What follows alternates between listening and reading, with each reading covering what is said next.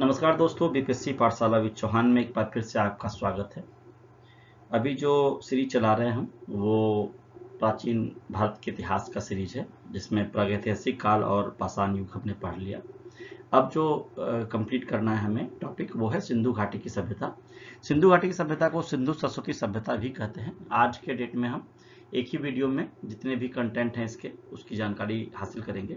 साथ ही जो important MCQs और पीवाईक्यूज हैं जो प्री और मेंस के लिए सही रहेंगे वो भी प्रैक्टिस करवा दूंगा मैं आपको। चैनल का नाम है बीपीएससी पाठशाला विद चौहान, जहाँ पर बीपीएससी के साथ साथ अदर पीसीएस और यूपीएससी के जीएस की तैयारी कराई जाती है। यहाँ प्री और मेंस दोनों की तैयारी कराई जाती है। हर कंटेंट को इफेक्टिव तरीके से और अच्छे तरीके से समझाया और पढ़ाया जाता है। साथ ही प्री और मेंस के पीवाईक्यूज और एमसीक्यूज की भी प्रैक्टिस करा दी जाती है, जिससे आपका वो टॉपिक उसी टाइम में समाप्त हो जाए। तो चलिए समय गंवाते नहीं है, बाद में बाकी बातें करेंगे और स्टार्ट करते हैं सिंधु घाटी की सभ्यता। तो सिंधु घाटी की सभ्यता या सरस्वती सिंधु की सभ्यता, इसको जानने से पहले हम ये समझ लेते हैं इसकी खोज कैसे हुई, किसने किया और किस तरह से ये आगे बढ़ता है। इस वीडियो में हम सारी चीज़ें पढ़ेंगे, इनके सभ्यता के बारे में, इनके सामाजिक आर्थिक सारी गतिविधियों के बारे में, कौन सी जगह कहाँ पर मिली है, किस नदी के किनारे है, किसने उसको खोजा है और किस स्थान पे क्या क्या मिला है। क्योंकि ये जो टॉपिक है वो मुख्य रूप से प्री एग्जाम्स के लिए इंपॉर्टेंट है। मेंस में यहाँ से प्रश्न नहीं के बराबर आते हैं, लेकिन फिर भी अगर आते हैं तो मैं उसकी प्रैक्टिस करा दूंगा आपको। और एक बार आप वीडियो कंप्लीट करोगे तो आपको ऐसा लगेगा कि आपने सिंधु सभ्यता को डिटेल से पढ़ लिया है और इससे एक्स्ट्रा कहीं से भी प्रश्न आने की संभावना है नहीं। तो एक बार वीडियो को देखिए और ध्यान से समझिए, 2-3 बार पढ़िएगा, सुनिएगा 2-3 बार और उसी से नोट्स बनाइएगा और आपका तैयारी जो है वो कंप्लीट हो जाएगा इस टॉपिक को लेके। तो सिंधु घाटी की सभ्यता, सिंधु सरस्वती सभ्यता जो है वो उसकी खोज जो है उसके अभी हाल में 100 वर्ष पूरे हुए थे 2024 में। इसको मैंने इसके ऊपर डाल दिया क्योंकि करंट से रिलेट करके पूछते हैं प्रश्न। हालांकि 2 साल हो गए हैं लगभग, लेकिन फिर भी पूछ सकता है। तो 20 सितंबर 2024 को सिंधु घाटी सभ्यता की खोज के 100 वर्ष पूरे हो गए, है ना। और खोज की घोषणा जो है वो 20 सितंबर 1924 को सर जॉन मार्शल ने की थी। ये सभ्यता जो है वो भारत, पाकिस्तान और अफगानिस्तान में लगभग 1.5 मिलियन वर्ग किलोमीटर में फैला हुआ है। 2000 से अधिक पुरातात्विक स्थलों की खोज हुई है, लेकिन मुख्य रूप से 5-6 स्थल ही हैं जिनको आपको डिटेल में पढ़ना है, जहां से प्रश्न आते हैं। लेकिन 10-12 स्थल और भी इंपॉर्टेंट है, उनको भी मैंने आगे समझा दिया है इसमें, ठीक है। उन्नत नगर योजना और वास्तुकला के लिए यह व्यवस्था प्रसिद्ध थी, यह सभ्यता प्रसिद्ध थी। अब सबसे पहले मैं इसके भौगोलिक विस्तार को बता दूं। इसको मैंने अंदर एक मैप में भी समझाया है, फिर भी तो वो रिपीट हो जाएगा आपको। पहले आप ये समझ लीजिए कि जो उत्तरी सीमा है सिंधु घाटी सभ्यता की वो मांडा जिला है। मांडा एक जगह भी है जम्मू कश्मीर में, चेनाब नदी के किनारे। जो दक्षिणी सीमा है नीचे वो दैमाबाद है, कहीं कहीं दैमाबाद भी लिखेगा, कहीं दायमाबाद भी लिखेगा, वो महाराष्ट्र के गोदावरी नदी के पास है। पूर्वी सीमा जो है, ईस्ट जो है, वो उसका आलमगीरपुर है जो यूपी में है और हिंडन नदी के किनारे है। और जो पश्चिमी सीमा है, वेस्टर्न जो है इसका, वो है सुत का गेंडोर जो बलूचिस्तान है, दास नदी किनारे, जो कि अब पाकिस्तान में है, ठीक है। अब इसके जो चरण है वो 3 तरह से आगे आते हैं। प्रारंभिक चरण में हकरा चरण बोलते हैं, जहां प्रथम लिपि 3000 ईसा पूर्व के साक्ष्य मिले हैं। फिर परिपक्व चरण आता है जिसमें हड़प्पा आएगा, मोहनजोदड़ो आएगा, लोथल आएगा और भी कई इंपॉर्टेंट जगह आएंगे। और प्रवर्ती चरण में सभ्यता का पतन हम देखते हैं। तो हड़प्पा सभ्यता भी कहते हैं सिंधु घाटी सभ्यता को, ऐसा इसलिए कहते हैं क्योंकि सबसे पहले जो इसकी खोज हुई थी वो हड़प्पा नामक जगह पे हुई थी। उसे हरी यूपिया भी बोलते हैं, हड़प्पा भी बोलते हैं, है ना। उसके लिए मैं डिटेल से आगे आपको पढ़ाऊंगा। तो हड़प्पा सभ्यता जो है वो सिंधु घाटी सभ्यता के नाम से प्रसिद्ध है। इंडस वैली सिविलाइजेशन बोलते हैं इसे, आईवीसी। लगभग 2500 वर्ष पूर्व विकसित हुई। विश्व की 4 प्राचीन नगरीय सभ्यताओं में सबसे बड़ी, मतलब समझ लो आप, मिस्र की बात हो रही है, मेसोपोटामिया की, चीन की बात हो रही है और सिंधु घाटी की, तो उनमें सबसे बड़ी जो थी वो सिंधु घाटी की सभ्यता थी। यह एक कांस्य युगीन सभ्यता थी। इसके खोजकर्ता जो थे वो दयाराम साहनी थे। तो हड़प्पा में खोजा दयाराम साहनी ने, मोहनजोदड़ो में ढूंढा राखल दास बनर्जी ने। ये मेन 2 स्थल है जिनको हमें डिटेल से पढ़ना है। और भी जगह हैं जिनके बारे में मैं बताऊंगा आपको आगे।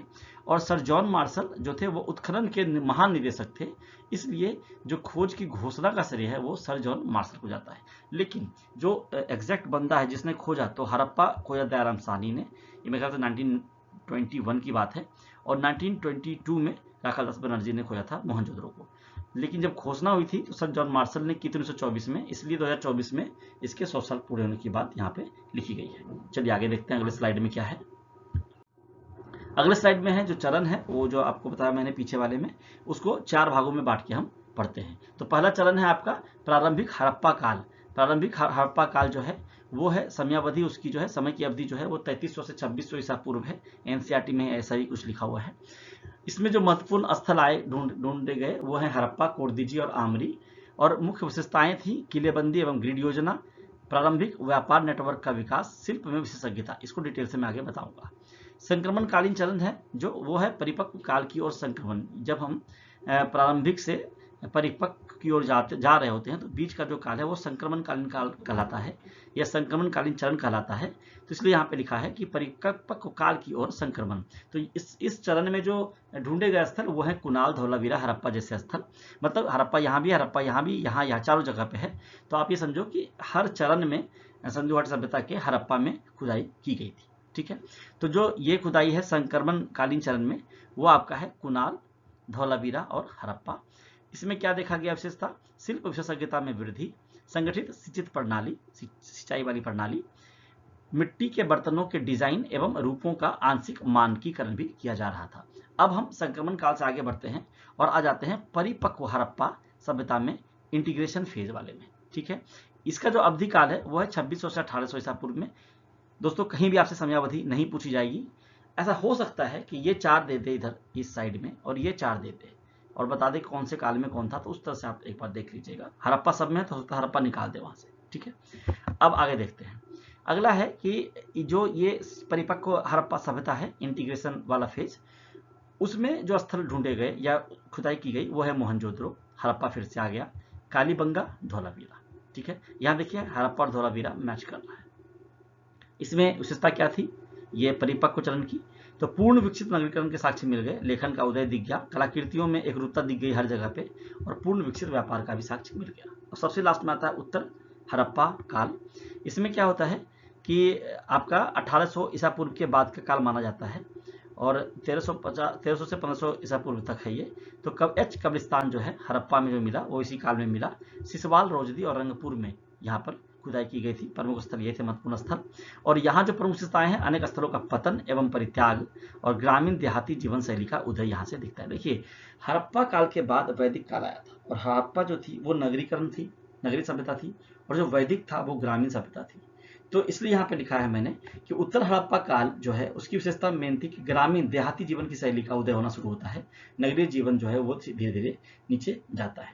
अच्छा, जब आप डिटेल से पढ़ोगे तो आप ये समझोगे कि नगरीय जीवन का मतलब ऐसा नहीं था कि लोग नगर के जीवन के रूप में पहनावे करने लगे थे। पहनावा आगे और अच्छा होता गया, लेकिन जो नगरीय सभ्यता थी, जैसे आप अगर अभी सिटीज की बात करोगे, मेट्रोपॉलिटन सिटीज की बात करोगे, तो वो गांवों की अपेक्षा अधिक सुव्यवस्थित तरीके से बने होते हैं। जैसे वहाँ की नालियाँ, ड्रेनेज सिस्टम, वहाँ का बिजली का व्यवस्था, या फिर वहाँ के जो आपका कूड़े कचरे का प्रबंध, तो बिजली तो नहीं, लेकिन जो ये नालियों की व्यवस्था है, सड़कों की व्यवस्था है, घरों के जो डिज़ाइन होते हैं या कॉलोनियों के, वो किस तरह से घर रोड के किनारे होने हैं, कैसे होने हैं, किस आकार में होने हैं, तो ये सब जो नगरीकरण की बात होती है तो वो हड़प्पा में होती है। और जब हम वैदिक काल में आते हैं तो वो चीज़ ना होकर फिर ग्रामीण सभ्यता आती है। इसलिए जब आप उत्तर हड़प्पा काल पढ़ोगे तो मेन रूप से आप जो है वो वैदिक काल की ओर संक्रमण को ही पढ़ोगे। ठीक है, तो ये मैंने समझाने का प्रयास किया आपको। आगे देखते हैं क्या है। तो जो भौगोलिक विस्तार मैंने बताया, ये मांडा है एक्चुअल में, इसको यहाँ पर मांडा मैं ऐसे पॉइंट कर देता हूँ, आप इसको मांडा पढ़िएगा। ठीक है, तो जो उत्तर है, ऊपर ये देखो मैप में हमेशा ही नॉर्थ ऊपर होता है और साउथ नीचे होता है। तो उत्तर जो सीमा थी हड़प्पा की वो जम्मू कश्मीर का मांडा है। ठीक है, जो दक्षिणी सीमा है वो दैमाबाद या दैमाबाद, इसको आप दैमा कर लो, दैमा है कहीं दायमा है, तो दैमाबाद महाराष्ट्र दक्षिणी सीमा है। पूर्व में आलमगीरपुर है यूपी में, और सुल्तानगंज जो है वो आपका बलूचिस्तान है, पश्चिमी सीमा है इसकी सिंधु घाटी सभ्यता की, जो कि पाकिस्तान में अब स्थित है। अब पतन से संबंधित कुछ विद्वानों के मत हैं, जो बाद में पतन होता है वो बाद में भी आगे भी डिटेल से आएगा, लेकिन अभी यहाँ भी आप समझ चाहिए।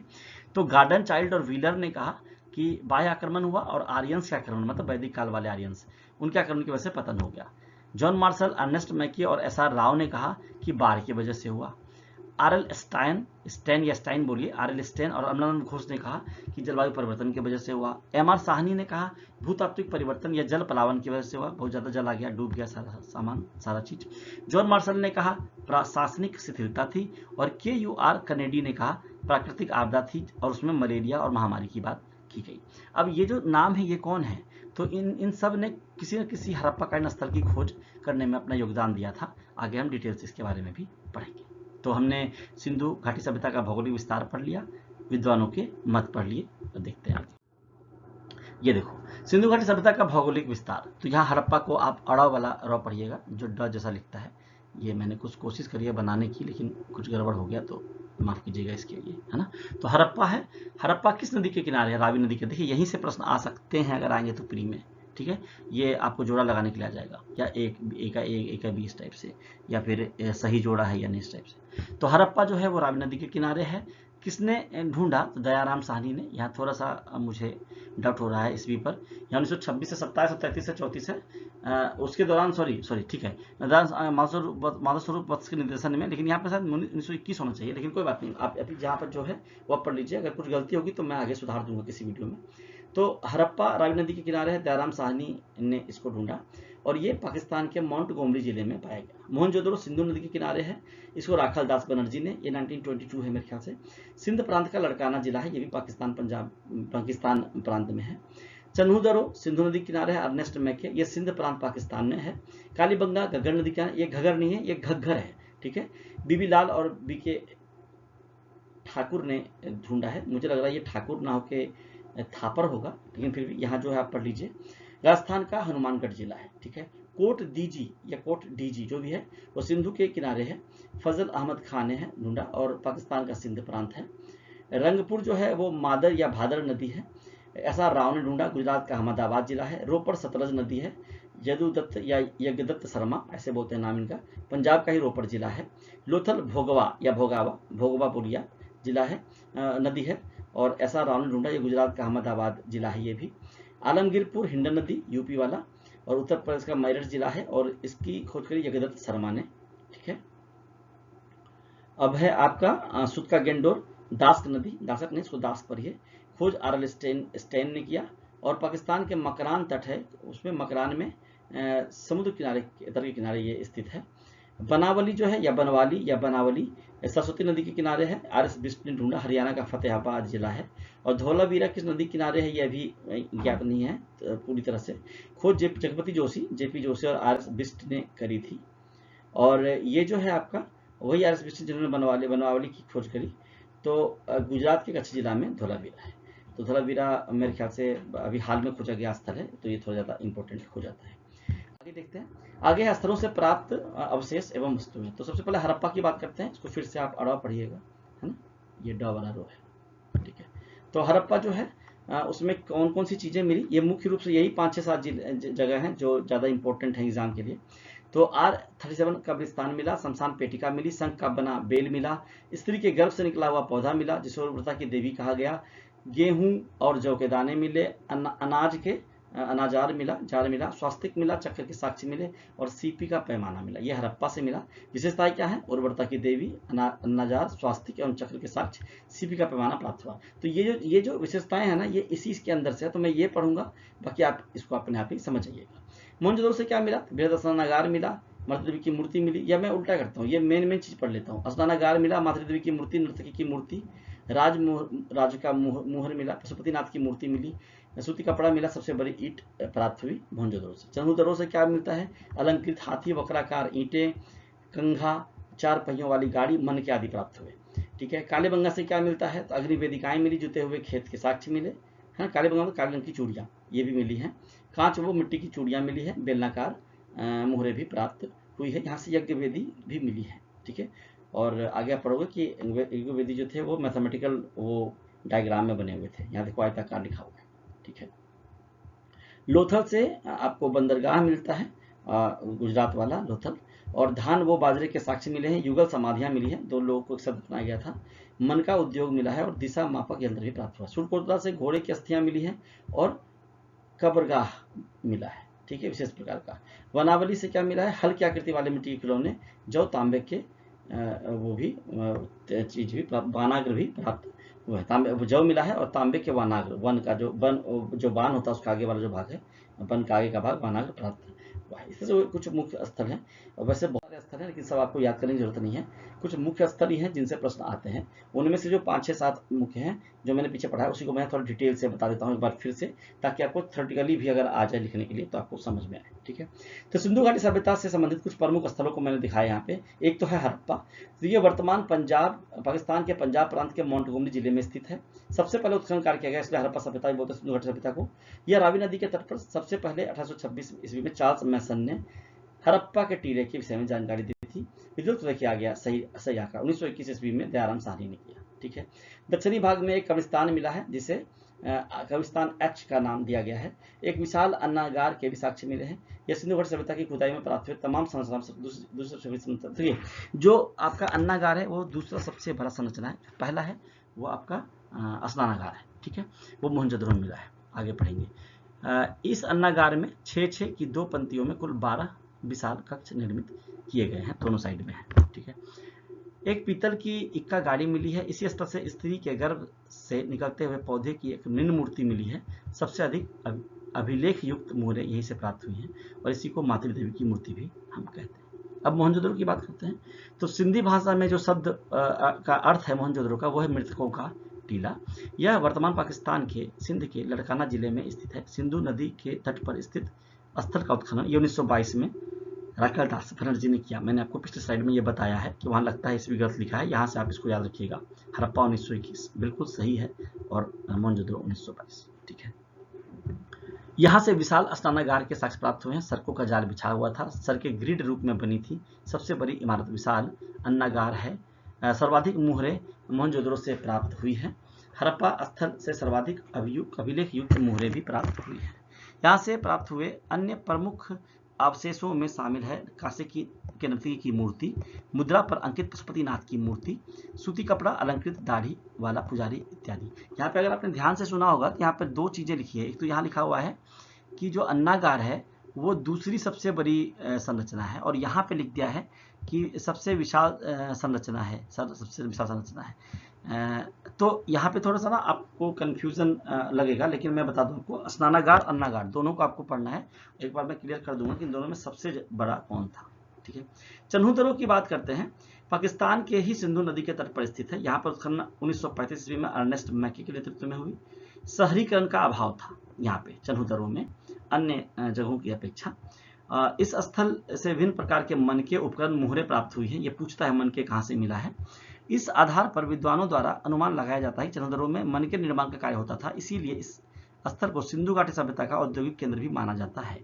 चन्हूदड़ो सिंधु घाटी सभ्यता का एकमात्र स्थल है जहां से हमें वक्राकार ईंटों के साक्ष्य मिले हैं। बाकी जगह पे आपको आयताकार मिले हैं ईंटें। ठीक है, आगे कालीबंगा की बात करते हैं। राजस्थान के हनुमानगढ़ जिले में स्थित है। सरस्वती नदी जो प्राचीन थी, घग्गर उसको बोलते हैं, उस नदी के तट पर स्थित था। खोज कर 1953 में अमलानंद घोष ने कालीबंगा नामक स्थल समेत जुते हुए खेत के साक्ष्य मिले हैं। एक साथ 2 फसलें की बुआई की जाती थी। अग्निकुंड के साक्ष्य मिले हैं। यहाँ से जल निकास प्रणाली के साक्ष्य नहीं मिले हैं, लेकिन यहाँ से बेलनाकार मुहरें अलंकृत ईंटों के साक्ष्य मिले हैं। अब लोथल की बात करते हैं। बंदरगाह शहर गुजरात के अहमदाबाद में भोगवा नदी के तट पर स्थित यह स्थल खंभात की खाड़ी के निकट स्थित है। इसकी खोज 1957 ईस्वी में श्री SR राव द्वारा की गई। सिंधु घाटी सभ्यता का यह स्थल एक प्रमुख बंदरगाह स्थल था।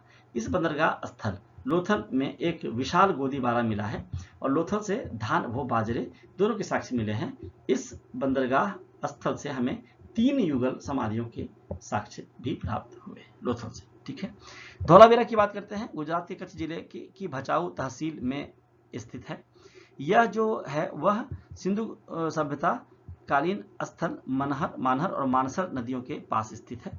धौलावीरा में अन्य सिंधु घाटी सभ्यता कालीन स्थलों के विपरीत नगर का विभाजन 3 हिस्सों में मिलता है। बाकी जगह 2 हिस्सों में, ऊपरा है ऊपरी भूमि, एक निचली भूमि है ना। ऊपर का दुर्ग होता था, किला होता था, और नीचे वो लोग रहते थे आम लोग, और कहीं कहीं 3 होता था, बीच में एक मतलब व्यावसायिक लोग रहते थे। ऐसा आप डिटेल में आगे पढ़ोगे। सिंधु घाटी सभ्यता कालीन अन्य नगरों का विभाजन 2 हिस्सों में था, लेकिन धौलावीरा का 3 हिस्सों में था। धौलावीरा से हमें बांध एवं कृत्रिम जलाशय के साक्ष्य मिले। इस नगर में जल प्रबंधन की उत्कृष्ट व्यवस्था मौजूद थी, ऐसा माना जाता है। अब हम थोड़ा सा उसके डिटेल की तरफ चलते हैं कि अंदर क्या क्या था। तो पहले नगर नियोजन की बात करते हैं। नगरीय सभ्यता थी तो किस तरह से थी भाई? तो नगरें सुनियोजित थी, दुर्ग एवं निचला नगर मिला है, सिर्फ धौलावीरा में बीच मध्य का भी नगर मिला है। ग्रिड पैटर्न पर सड़कें थी, पक्की टू का प्रयोग होता था मकान बनाने में। जल निकासी उत्कृष्ट थी, जो नाली थी वो उत्कृष्ट इसलिए थी क्योंकि नाली जो थी वो ढकी होती थी और नाली के जल थे वो एक जगह जाके गिरते थे, फिर वहां से वो छन के आगे जाते थे, गंदगी की जगह जमा होती थी, वहां से उसे साफ करते थे। प्रत्येक घर में स्नानागार था, बाथरूम था, अन्न का भंडार भी था और कुछ नगरों में नगर की दीवारें भी मिली है, किलेबंदी की गई मिली है। कृषि की बात करें, फिर अर्थव्यवस्था की बात करेंगे। कृषि की बात करें तो गांव मुख्यतः प्लावन मैदानों के निकट स्थित था। प्रमुख फसलें थी गेहूं, जौ, सरसों, तिल और मसूर। गुजरात के कुछ स्थानों से बाजरा के भी संकेत मिले हैं। चावल के प्रमाण कम मिले हैं लेकिन कोल्डी हवा से मिले हैं। सर्वप्रथम कपास की खेती प्रारंभ की गई। आपको पढ़ना है कि कृषि के साथ बड़े पैमाने पर पशुपालन भी किया जाता था। मुहरों एवं टेराकोटा पर सांड के चित्र मिले हैं और बैलों से जुते खेतों के पुरातात्विक प्रमाण मिले हैं और घोड़ों के प्रमाण अत्यंत सीमित है। ऐसा कहा जाता है कि वहां पर घोड़ा उस समय नहीं था, लेकिन आगे आके वैदिक काल में घोड़े के प्रमाण मिलते हैं। लेकिन सुरकोतरा नामक एक जगह है जहां से घोड़े के साक्ष्य मिले, घोड़े की हड्डियां मिली है। अर्थव्यवस्था और एवं व्यापार प्रमुख विशेषताएं हैं, उसकी बात कर लेते हैं। तो इसमें है आपका व्यापार का महत्वपूर्ण स्थान था हड़प्पा काल में। लिपि एक ही समान थी हर जगह पे, चित्रात्मक समान वजन एवं मापन प्रणाली थी। पत्थर, धातु, सीप एवं संघ का व्यापार करते थे। धातु मुद्रा का प्रयोग नहीं करते थे। वस्तु विनिमय प्रणाली थी, बाटर सिस्टम, ये सामान दो वो सामान उसके बदले में ले लो, ठीक है। अरब सागर के माध्यम से नौवहन होता था, क्योंकि मेसोपोटामिया में भी साक्ष्य मिले हैं हड़प्पाकालीन वस्तुओं के। ऐसा लगता है कि मेसोपोटामिया और रोम से हमारे संबंध थे, तो वो तो नौवहन के द्वारा ही हो सकता था, इसलिए यहाँ पे लिखा हुआ अरब सागर। उत्तरी अफगानिस्तान में भी व्यापारिक बस्तियां थी इनकी, क्योंकि अफगानिस्तान से भी लाते थे सामान और वहाँ जाता था सामान। दजला फरात क्षेत्र से संबंध थे, यही मैं बात करता हूँ मेसोपोटामिया की। और आपको लेपिस लाजुली मार्ग से व्यापार होता था। आगे देखिए क्या है, आगे है शिल्प एवं उद्योग, उसके प्रमुख उद्योग समझते हैं। कांस्य से निर्माण तकनीक का ज्ञान हो गया था, इसीलिए हड़प्पा काल सभ्यता को, सिंधु सभ्यता को कांस्य युगीन सभ्यता भी कहते हैं। तांबा जो था वो खेतरी राजस्थान से मिलता था, आज भी बहुत बड़े लेवल पे मिलता है। टिन अफगानिस्तान से मिलता था, इसलिए वहां से व्यापारिक संबंध थे। बुनाई उद्योग विकसित थी, नाव का निर्माण होता था, तभी जा पाते ना समुद्र में। मन का निर्माण था चनहुदरों में, मोहर का निर्माण होता था, टेराकोटा की मूर्तियां मिली हैं। स्वर्ण, सोना, रजत और बहुमूल्य पत्थरों के आभूषण मिले हैं और साथ ही चमकदार मिट्टी के बर्तन भी मिले हैं। अगर हम धर्म की बात करें तो टेराकोटा की महिला मूर्तियां मिली हैं। उर्वरता की देवी की पूजा होती थी और योगासन मुद्रा में त्रिशृंगी पुरुष देवता मिले हैं, जिसे शिव का रूप माना जाता है। पशुपति महादेव की मुहर भी मिली है। लिंग एवं स्त्री जन अंगों के प्रतीक भी मिले हैं। वृक्ष पूजा होता था, पशु पूजा होती थी। एक सिंह वाला गैंडे का साक्ष्य मिला है, कुबर वाले सांड का साक्ष्य मिला है और ताबीजों का प्रयोग होता था, मतलब लोग जादू टोना में विश्वास करते थे, ऐसा माना जाता है, मतलब कि अंधविश्वास भी था। संस्थाओं की बात करें तो प्रशासन और संस्था के बारे में मुख्य बिंदु समझते हैं। लिखित साक्ष्य सीमित है, चित्रात्मक लिपि थी, अभी तक पढ़ी नहीं जा सकी है। लिपि अभी तक अपठित है। मंदिरों के प्रमाण नहीं मिले हैं, हड़प्पा काल में मंदिरों के प्रमाण नहीं मिले हैं, आपको ध्यान रखना है। पुजारियों के प्रभुत्व के स्पष्ट प्रमाण नहीं है, क्योंकि मंदिरों के प्रमाण नहीं है। व्यापारी वर्ग द्वारा शासन की संभावना बताई गई है। सत्ता के स्वरूप पर निश्चित जानकारी उपलब्ध नहीं है बिल्कुल। कुछ विद्वानों के अनुसार समान सामाजिक स्थिति और कुछ विद्वानों के अनुसार अनेक शासक वर्ग थे, क्योंकि जब जहाँ पर त्रिस्तरीय है तो माना गया कि सबसे ऊपर किले और दुर्ग में संभ्रांत लोग रहते थे, बीच में व्यवसायी लोग, सबसे नीचे कृषक लोग रहते थे। हड़प्पा सभ्यता के पतन की बात करें तो आक्रमण सिद्धांत जो है वो आर्यों के आक्रमण का मत देता है और सांस्कृतिक निरंतरता के प्रमाण इस मत को चुनौती देते हैं। प्राकृतिक काल में टेक्टोनिक गतिविधियां हैं, प्लेट जो इधर उधर होता है, नदियों का मार्ग परिवर्तन से नष्ट हुई जलप्लावन है, वर्षा बहुत ज्यादा हो गया, कृषि उर्वरता कम हो गई और बाढ़ और खाद्यान्न संकट इसलिए पतन हो गया। तो डिटेल से हमने पढ़ लिया है पतन के कारण क्या क्या है। अब जो इंडस वैली सिविलाइजेशन है उसके साइट्स के संबंध में जो हालिया पहल हुई है उसको थोड़ा समझ लेते हैं। सबसे पहले तो राष्ट्रीय समुद्री विरासत परिसर NMHC की बात करते हैं। सागरमाला कार्यक्रम के अंतर्गत यह आता है, लोथल में विकसित किया जा रहा है। संग्रहालय है, थीम पार्क है, हड़प्पा संबंधित शोध संस्थान है और भारत की समुद्री विरासत का दर्शन यहाँ देखने को मिलता है। एक तो ये पहल है, प्रश्न आता है इसमें। धौलावीरा की बात करें, जुलाई 2021 में खुदाई हुई है, फिर से यूनेस्को विश्व धरोहर सूची में शामिल है। भारत का 40वां विश्व धरोहर स्थल है धौलावीरा। राखी गढ़ी की बात करें, केंद्रीय बजट 2020-21 में इसकी बात की गई और प्रतिष्ठित स्थल के रूप में विकसित करने का प्रस्ताव रखा गया है राखी गढ़ी को। अब कुछ प्रश्न देख लेते हैं, बहुत सारा मैंने नहीं डाला है क्योंकि टाइम खराब करने वाली बात है। आप समझ जाओगे कि जो मैं कंटेंट पढ़ा है उसी से प्रश्न आएगा, तो किस तरह का आएगा। तो सिंधु घाटी सभ्यता की प्रमुख परिपक्व अवधि कौन सी है, 2600 से 1900 पीछे पढ़ाया है। सिंधु घाटी सभ्यता निम्नलिखित में से किस ऐतिहासिक काल संबंधित है, आद्य ऐतिहासिक काल, कांस्य युगीन सभ्यता है, क्योंकि इस काल में लेखन, देखो आद्य ऐतिहासिक काल, ऐतिहासिक काल और प्राक ऐतिहासिक काल। प्राक ऐतिहासिक काल लेखन का कोई साक्ष्य नहीं, आद्य ऐतिहासिक काल लेखन तो मिला है लेकिन उसको पढ़ा नहीं जा सका, ठीक है, देखो यहाँ पे लिखा हुआ है साक्ष्य मिले हैं, पढ़ा नहीं जा सका। ऐतिहासिक काल जिसमें लेखन मिला है उसको पढ़ा जा सका है, ठीक है। तो ये था आद्य ऐतिहासिक काल से सिंधु घाटी सभ्यता, हड़प्पा सभ्यता। रेडियोकार्बन C14 विश्लेषण के अनुसार हड़प्पा सभ्यता की तिथि क्या थी, 2500-1750। NCERT यही बोलता है, यही याद रखिए। सिंधु सभ्यता को कांस्य युगीन सभ्यता क्यों कहा जाता है, क्योंकि यहाँ तांबे और टिन मिलाकर कांस्य बनाने की तकनीक इन्होंने इजाद कर ली थी, इसलिए इसको कांस्य युगीन सभ्यता कहा जाता है। अगर मेंस में प्रश्न आएगा तो कैसा आएगा, तो भारतीय उपमहाद्वीप के प्राचीन सभ्यता मिस्र, मेसोपोटामिया और ग्रीस की सभ्यताओं से, यहाँ चीन भी जोड़ लीजिएगा, इस मायने में भिन्न थी कि इसकी संस्कृति एवं परंपरा आज तक बिना किसी व्यवधान से संरक्षित है। टिप्पणी कीजिए। अब देखिए ये इसमें आपको क्या लिखना है, वहां की सभ्यता धीरे धीरे नष्ट हो गई, हमारी सभ्यता अभी तक जी रही है, चीन वाली भी अभी तक है, यहाँ पे चीन क्वेश्चन में नहीं है। क्योंकि देखो अब हम अगर ऐसे देखते हैं कि वहां दफनाने की बात हो रही थी तो हमारे में इस्लाम है, अगर वहां पर जलाने की बात हो रही थी या फिर आधे जलाने की बात हो रही थी तो हमारे यहाँ हिंदुओं में जलाए जाते हैं, अगर पूजा पाठ की बात हो रही थी तो अभी भी पूजा पाठ किए जाते हैं, ठीक है। तो यह हमने संस्कृति को बना रखा है, तो इस तरह से आप डिटेल इसमें लिखोगे। सिंधु घाटी सभ्यता की शहरी योजना और संस्कृति ने वर्तमान शहरीकरण में किस हद तक योगदान दिया, मैंने बताया जो शहरी योजना जबरदस्त थी, कैसे ग्रिड योजना पर आधारित थी, कैसे नालियों की व्यवस्था थी, ढकी जाती थी, तो अभी की संस्कृति और शहरीकरण में उसका बहुत योगदान है, ये आपको समझा के यहाँ पे लिखना है। और एक प्रश्न और है, निम्नलिखित में से कौन सा प्राचीन नगर बांधों की श्रृंखला बनाकर और जल को आपस में जुड़े जलाशयों में प्रवाहित करके जल संचयन और प्रबंधन की अपनी विकसित करने के लिए प्रसिद्ध है। तो यहाँ पे आप पीछे से डिटेल लेके उसका आंसर दे सकते हो। तो दोस्तों इस तरह से हमने सिंधु घाटी सभ्यता में जितनी चीजें पढ़नी थी प्री मेंस के लिए हमने पढ़ ली, मेंस में शायद ही प्रश्न आएगा, लेकिन अगर आप किसी बोर्ड एग्जाम में या फिर यूनिवर्सिटी एग्जाम में जाओगे तो शायद आ जाए प्रश्न प्राचीन भारतीय इतिहास से, तो आप लिख सकते हो सिंधु घाटी सभ्यता से, लेकिन वैसे प्री के लिए मैंने मैक्सिमम जो कंटेंट है वो दे दिए हैं। अगले वीडियो में वैदिक काल की बात करेंगे, वैदिक को पूरे डिटेल से पढ़ लेंगे हम, उसमें ऋग्वैदिक काल पढ़ेंगे, उत्तर वैदिक काल पढ़ेंगे, ऋग्वैदिक काल में जो जो ग्रंथ आए सब कुछ पढ़ेंगे, वैदिक काल में जितने ग्रंथ आए, आरण्यक आए, उपनिषद आए, सबको डिटेल से पढ़ेंगे और पढ़ के प्री मेंस की तैयारी के साथ करेंगे। दोस्तों बीपीएससी पाठशाला वी चौहान आपके चैनल का नाम है और चैनल पर जुड़े रहिए, इसको लाइक कीजिए, सब्सक्राइब कीजिए, दोस्तों से फैमिली से शेयर कीजिए, सब्सक्राइबर बढ़ेंगे तो थोड़ा मोटिवेशन मिलता है। मैं वीडियो लाता रहूँगा, अभी क्या हो रहा है 1-2 सप्ताह से काम ज़्यादा होने की वजह से मैं वीडियो एक बना पा रहा हूँ, लेकिन मैं जल्द ही वीकली 2-3 वीडियो लाना शुरू कर दूंगा और जितनी जल्दी हो सके आपका सिलेबस कंप्लीट कराऊंगा। तो बीपीएससी पाठशाला वी चौहान जो चैनल है उस पर आपको BPSC, UPSC, other PCS, SSC और बिहार में होने वाले सारे एग्जाम, चाहे वो बीएसएससी ले रही हो या बीपीएससी ले रही हो, सबकी तैयारी साथ में कराई जाती है।